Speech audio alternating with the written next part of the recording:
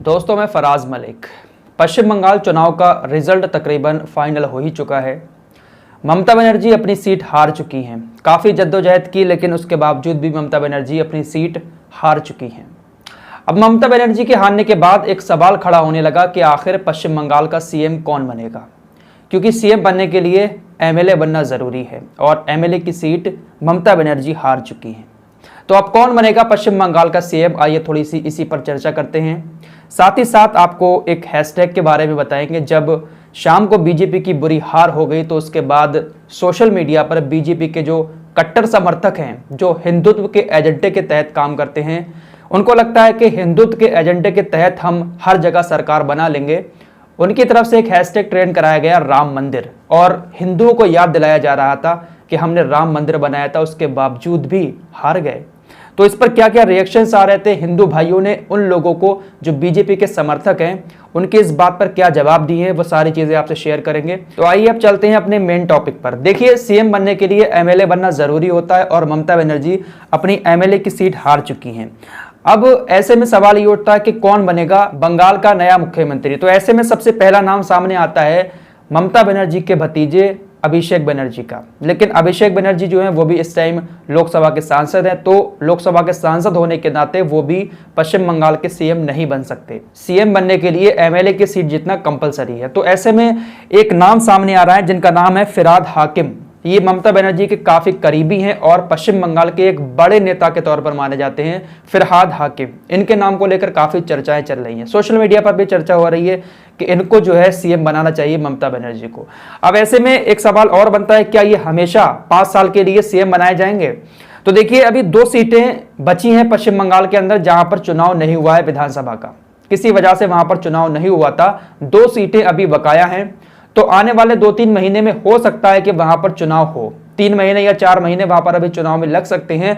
तो ममता बनर्जी उन सीटों पर खड़ी होकर जीतकर अपने आप को वहां का सीएम बना सकती हैं। ममता बनर्जी के पास सीएम बनने का बस यही एक ऑप्शन है। तो ऐसे में लोगों की तरफ से ये मांग की जा रही है सोशल मीडिया पर भी कि फिरहाद हाकिम को 3-4 महीने के लिए पश्चिम बंगाल का सीएम बनना चाहिए। एक मुसलमान फिरहाद हाकिम, इनको सीएम बनना चाहिए। उसके बाद जब ममता बनर्जी उन दोनों सीटों पर लड़कर एक सीट पर जीत जाएंगी, उसके बाद ममता बनर्जी पश्चिम बंगाल की सीएम बन जाएं। तो ममता बनर्जी की हार के बाद मुख्यमंत्री बनने का जो मामला था वो थोड़ा सा फंस गया है। फिरहाद हाकिम जो है 2011 में 25,033 वोटों से जीते थे, 2016 में 26,548 वोटों से जीते थे और इस बार भी सबसे ज्यादा बड़ी जीत जो हुई है वो फिरहाद हाकिम की ही हुई है। तो ऐसे में इन्हीं के नाम को लेकर काफी चर्चा हो रही है कि इन्हीं को मुख्यमंत्री बनाना चाहिए। तो देखते हैं कि भाई किसको बनाती है मुख्यमंत्री, क्योंकि उनके तो चांसेस है ही नहीं। जब एमएलए की सीट नहीं जीती है तो मुख्यमंत्री तो वो बन नहीं सकती, क्योंकि कंपलसरी है एमएलए की सीट जीतना।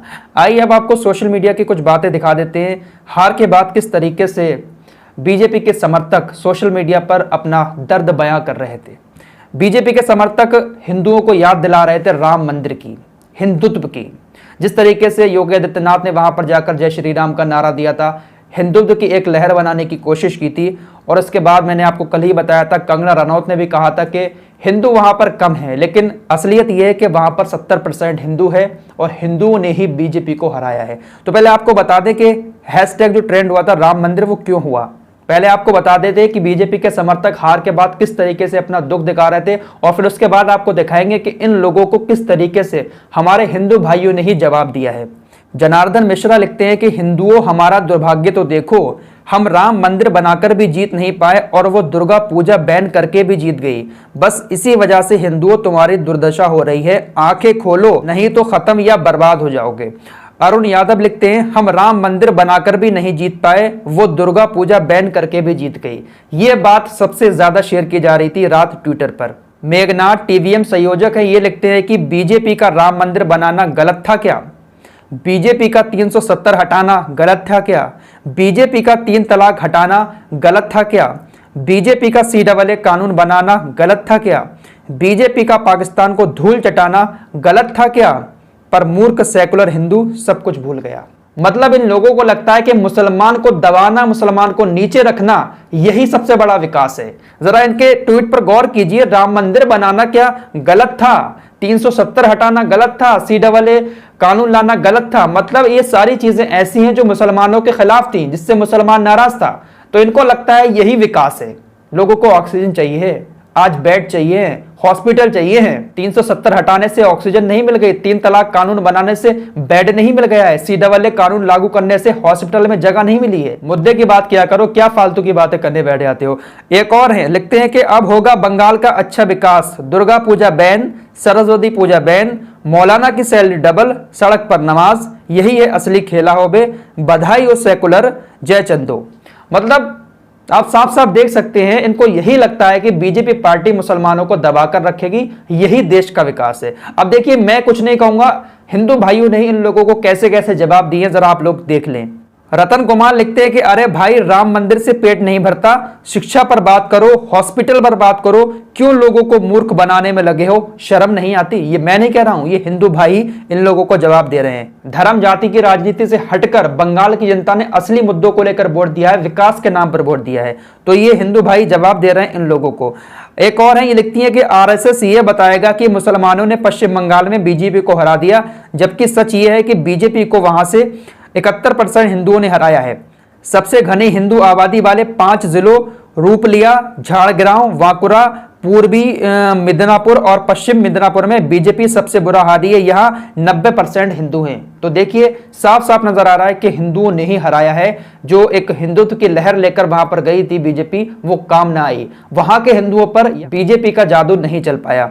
एक यूजर ने इन लोगों की बातों पर जवाब दिया कि ब्रो, क्योंकि वहां पे पीपल एजुकेटेड हैं और समझदार हैं, तुम्हारे जैसे अंधभक्त नहीं हैं। एक ट्वीट आप लोगों को और दिखाना चाहता हूं, इसके बाद एक आखिरी बहुत अच्छे ट्वीट आप लोगों के सामने रखूंगा। राम मंदिर इशू नहीं है, जुमला देते थे इसलिए हार गए, पब्लिक चू नहीं है, हर हर महादेव, भारत माता की जय। एक है बजरंगी, इन्होंने बहुत अच्छी बात लिखी है। देखिए इनकी बात कितनी अच्छी लगी। राम जी भी जीत गए, दुर्गा माता भी जीत गई, आम लोग भी जीत गए, बस अंधभक्त रो रहे हैं जिनके आका पिट गए। बहुत अच्छी बात लिखी है बजरंगी भाई ने कि राम जी भी जीत गए, दुर्गा माता भी जीत गई, आम लोग भी जीत गए, बस वो लोग हारे हैं जिनके आका पिट गए। बहुत अच्छी बात लिखी, मुझे काफी पसंद आया ये ट्वीट, इसलिए आप लोगों को दिखा दिया।